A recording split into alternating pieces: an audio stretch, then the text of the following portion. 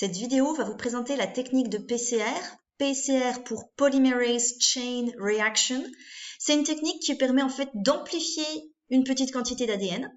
Et cette vidéo va également vous présenter la technique d'électrophorèse. L'électrophorèse, c'est une technique de séparation des molécules sous l'effet d'un courant électrique. Et cette technique d'électrophorèse est généralement appliquée après avoir fait une PCR. Alors, tout d'abord, on va voir dans quel cas on utilise la PCR. Alors, il y a plein d'applications possibles de la PCR. Je vous en présente ici deux exemples. On peut avoir besoin d'amplifier une petite quantité d'ADN, typiquement sur une scène de crime. On a très peu d'échantillons d'ADN du criminel, dans quelques cheveux ou dans un peu d'échantillons de salive ou dans un peu d'échantillons de sperme. On va pouvoir ainsi amplifier l'ADN du criminel.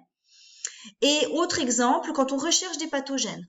Alors, certains pathogènes sont difficiles à cultiver en laboratoire et donc on va devoir, plutôt que de les cultiver, aller rechercher la présence de leur ADN. Et pour ça, on va prélever des échantillons. Donc par exemple, dans le cas de la Covid-19, vous avez certainement entendu parler de l'écouvillon qu'on introduit dans le nez pour aller prélever des sécrétions nasales. Dans ces sécrétions nasales, on va en fait peut-être éventuellement avoir le virus de la Covid-19, le SRAS-CoV-2, en petite quantité. Et donc, on va faire une PCR pour amplifier l'ADN du virus et ainsi détecter sa présence. On peut le faire dans également d'autres cas de maladies. Alors, donc, comment se déroule la PCR? Alors, la PCR se déroule en plusieurs étapes. Je vais déjà vous montrer un cas concret.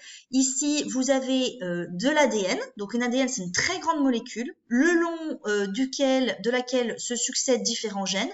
Et nous, dans cet exemple-là, en fait, on va rechercher une région particulière. Par exemple, un gène qu'on sait, qui peut être potentiellement muté. Et on veut voir chez un patient si cet ADN est muté, si ce gène est muté. Et donc, on va devoir amplifier cette région-là. Donc la région du gène recherché.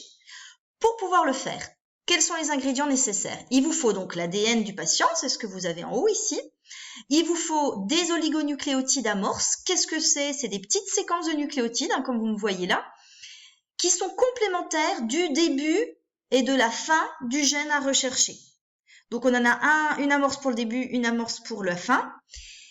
On a également besoin d'une ADN polymérase, qui est ici la TAC polymérase, qui est une ADN polymérase qui résiste très bien à la température, vous verrez pourquoi après, et puis qui n'est pas dessinée ici. Vous avez bien sûr besoin aussi de nucléotides précurseurs, plein de A, de T, de C, de G, qui sont détachés les uns des autres, et que l'ADN polymérase va utiliser pour reconstituer de l'ADN.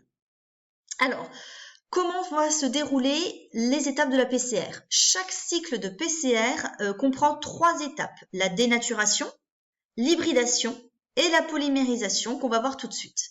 Alors, première étape, on a dit la dénaturation. On va faire chauffer l'ADN à 95 degrés. Cette agitation moléculaire à haute température va séparer les deux brins d'ADN. Ensuite vient l'étape d'hybridation. Les amorces, qui sont donc des petites séquences de nucléotides complémentaires du début et de la fin du gène, vont s'hybrider en redescendant un petit peu en température.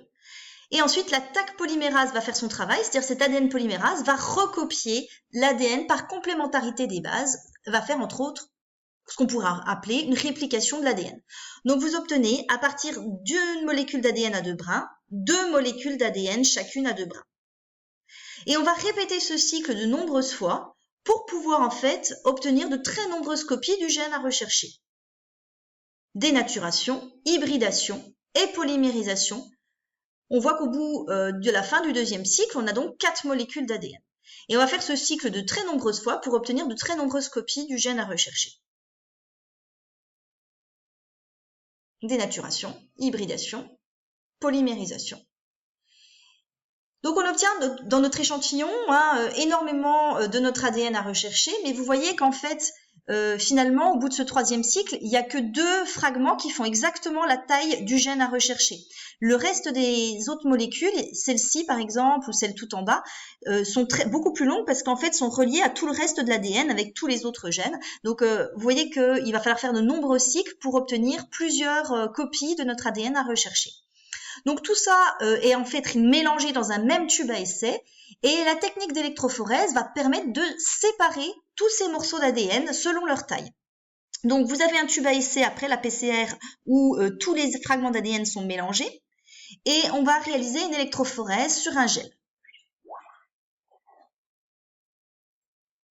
Donc ici, vous avez le gel d'électrophorèse, donc il fait une dizaine de centimètres. C'est un gel qui a un maillage particulier, hein, c'est une sorte de réseau dans lequel, une sorte de passoire si vous voulez, avec des trous de différentes tailles, dans lequel l'ADN va devoir passer.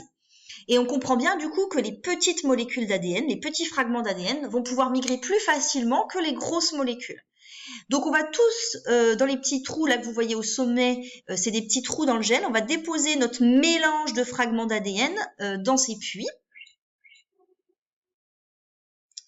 Chaque puits recevant un mélange différent en général, hein. Ça peut être le patient 1, le patient 2, le patient 3, chacun dans des puits différents. Mais dans chaque puits, il faut bien comprendre qu'il y a un mélange d'ADN de différentes tailles. Ensuite, autre chose qu'il faut savoir, c'est que l'ADN, elle est chargée négativement. C'est une molécule électriquement chargée, et donc si on lui applique un champ électrique, elle va migrer vers le pôle positif, elle est attirée par le pôle positif, et donc c'est le principe de la technique d'électrophorèse. On va faire migrer les fragments d'ADN en leur imposant un champ électrique.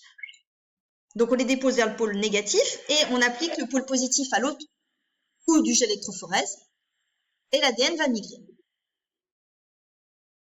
Donc voyons en détail ce qui se passe dans le gel. Vous voyez bien que les petits fragments passent à travers le réseau du gel.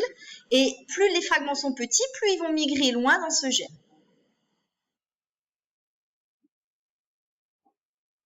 Et donc après, on applique un colorant de l'ADN pour pouvoir révéler la présence de nos fragments. Et les plus petits fragments sont ceux qui sont allés le plus loin. Voilà comment on peut détecter des fragments d'ADN.